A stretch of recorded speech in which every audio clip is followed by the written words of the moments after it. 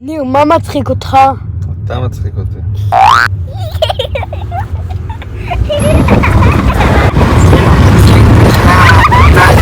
לא טוב לי הצחוק. ממש לא. מה זה היה? זה מרמינוס! אוי, לא! מכאן מרמינוס.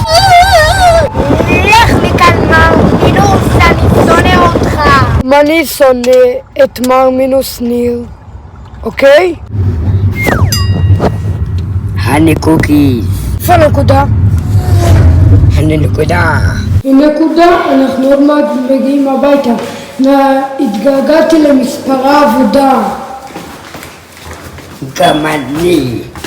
והם חזקים מאוד.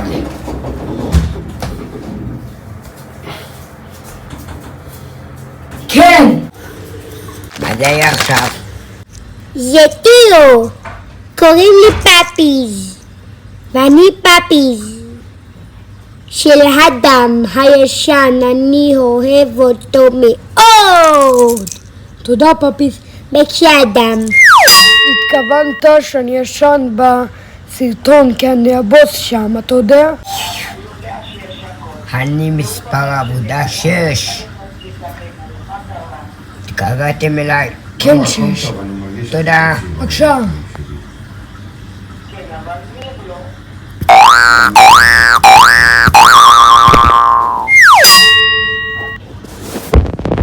אם אהרוני הלך? זה בבקשה.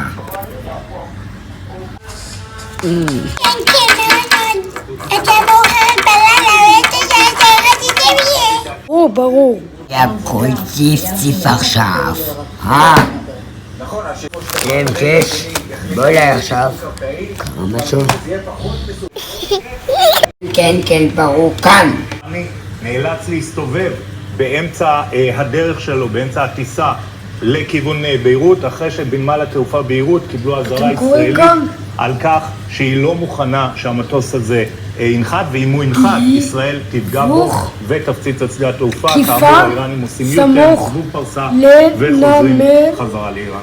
אבא, מה כתוב פה? מאיים גם על כניסה לנמל הימי פה. של ביירות מגורמים שאינם רצויים פה, לאזור הזה. לבנון, מהם למד. נשוב אליך בהמשך הערב, הנשיא ביידן מעניק תמיכה מלאה לישראל, שהוא אומר החיסול זה השתנה כבר, לא נורא.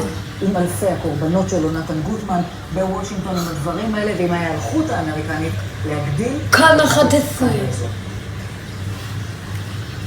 חדשות השבת. 24 שעות, שיר. הוא מפרסם ממש לפני שעה קלה הודעה מפורטת על התקיפה בביירות, ובעיקרה ובמרכזה של ההודעה הזאת תמיכה מלאה בישראל. הוא אומר הנשיא האמריקני. ויקאי התכוונתם. נכון.